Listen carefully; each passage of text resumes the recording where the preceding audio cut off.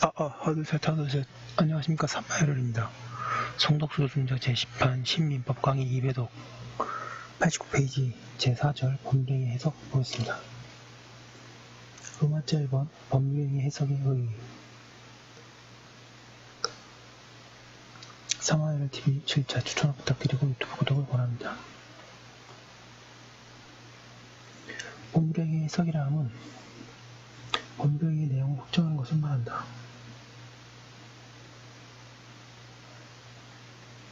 법률행위의 내용을 확정하는 이러한 해석은 법률행위에 대한 어떠한 판단을 하기 위한 전제가 되기 때문에 해석은 법률가의 가장 중요한 임무 가운데 하나이다.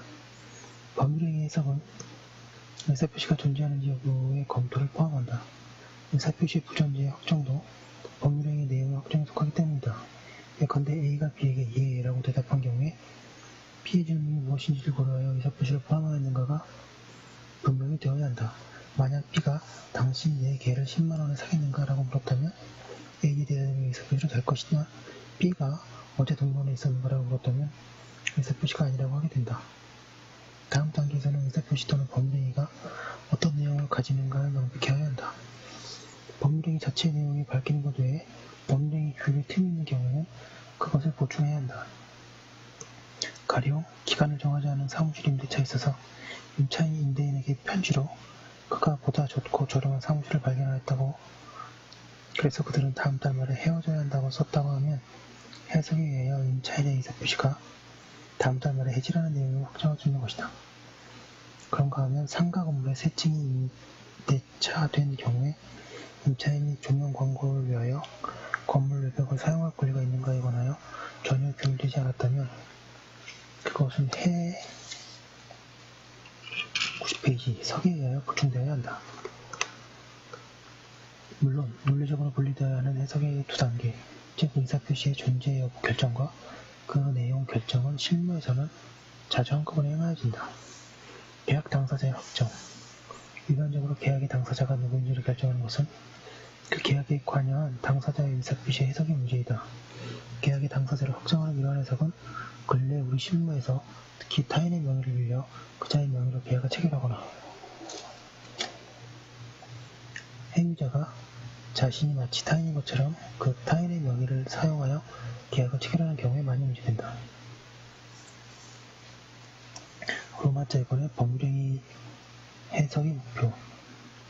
법률행위의 내용을 확정하는 것이 법률행위의 해석이라고 할 때 어떤 것을 그 내용으로 인식할 것인가, 다시 말해서 무엇을 내용으로 찾아내야 하는가가 문제된다.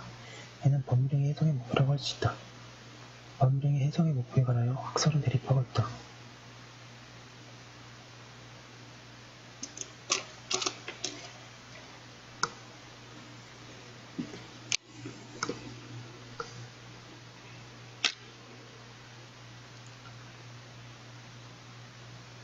표시행위가 가지는 의미를 밝히는 것이라고 하는 견해가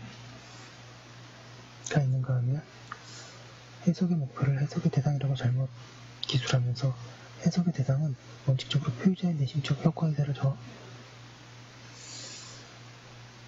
확정하는 것이라고 하는 견해. 3번에 법률행위의 유형과 특성을 고려하여 특히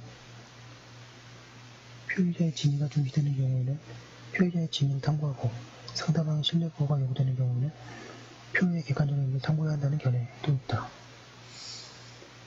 판례는 오래전에는 당사자의 진위를 탐구하여 해석하는 것이라고 하였으나 근래에는 당사자의 의사 표시에 부여한 객관적인 의미를 명확하게 하는 것이라고 하여 일설과 같은 입장에 있다.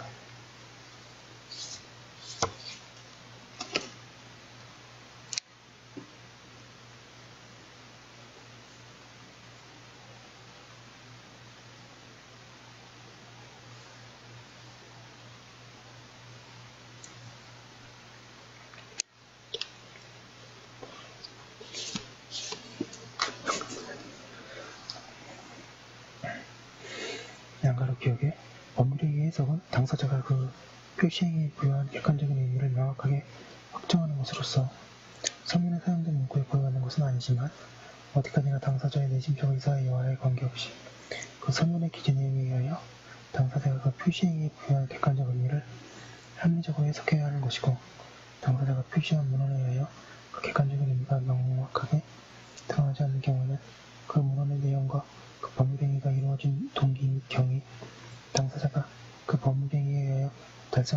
목적과 진정하는 이사, 거래에 관련된 종합적으로 고려하여 사회 정의와 형평의 이념에 맞도록 논리와 경험의 법칙 그리고 사회 일반의 상식과 거래의 통념에 따라 합리적으로 해석하여야 한다.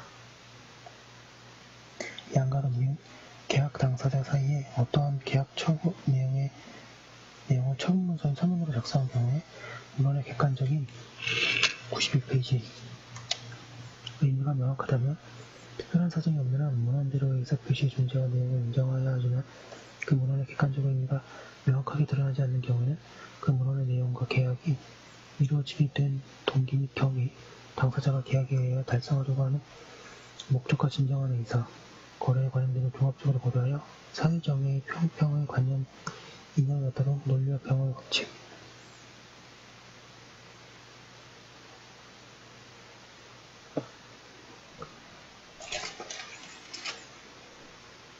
그리고 사회 일반의 상식과 거래의 통념에 따라 거래 내용을 합리적으로 해석하여야 하고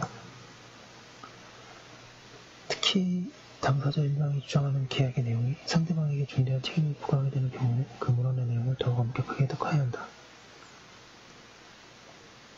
양가로 그 처분문서를 할지라도 그 기재 내용과 내용의 다른 명시적, 묵시적 약정이 있는 사실이 인정될 경우에는 그 기재 내용과 다른 사실을 인정할 수 없으나 그와 같은 경우에도 주체부에 관한 계약과 연대보증 계약의 별개의 법률 행위이므로 처분문서의 기재 내용과 다른 명시적, 묵시적 약정이 있는지 여부는 주체무자와 연대보증인에 대하여 개별적으로 판단하여야 한다.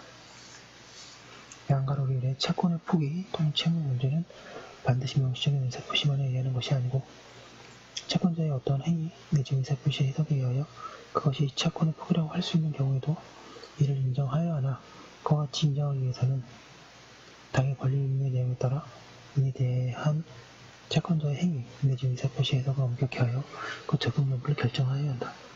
사견, 법률행위의 해석의 목표는 의사표시의 본질에 관한 이론에 직접 관련된다. 그 이론 중에 의사주의에서는 표의자의 의사를 찾으려고 하나 표시주의에서는 표시의 순수한 객관적 의미를 탐구하게 되고 효력주의는 표시의 객관적 규범의 의미를 탐구하려고 한다. 그런데 사견으로는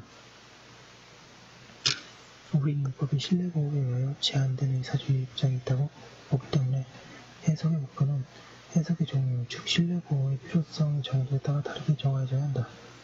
사견을 구체적으로 정리해본다. 먼저 이용과 같은 상대방 없는 의사표시에 있어서는 보호하여야 할 상대방이 없기 때문에 표의자의 진정한 의사를 탐구해야 한다. 그러나 순수하게 내적인 의사를 탐구할 필요가 없다. 그에 비하여 상대방이 있는 의사표시에 있어서는 상대방이 보호되어야 하므로 해석은 객관적으로 행해져야 한다. 그러나 이것이 표시 행위가 가지는 순수하게 객관적인 의미를 탐구하려고 하는 것은 아니다. 표시 상대방이 알 수 있는 한에서 표시 행위의 의미를 탐구하는 것이다. 그리고 표의자의 순수한 내심의 의사를 밝히는 것이 결코 해석의 목표로 될 수는 없다. 만약 해석에 의하여 내심의 의사에 효력을 부여하게 되면 내심의 의사가 없으면 이러한 취소는 있을 여지가 없어 율법 109조에 반하게 된다. 주의할 것은 이상의 설명은 무시라는 해석의 방법 가운데 상대방에 있는 의사표시의 규범적 해석에 관한 것이라는 점이다. 규범적 해석이 본래의 의미 해석이긴 하나 그것이 전부는 아니다. 따라서 예외적인 경우인 자연적 해석에 있어서는 당사자에 일치하는 진정한 의사가 탐구되어야 한다. 그리고 보충적 해석에서는 여러 사정에 고려하여 신의칙에 의하여 판단할 때 가장 적당하다고 인정되는 것이 탐구되어야 한다. 네, 여기까지 한 거 올려놓고 다음 거 이어서 하도록 하겠습니다.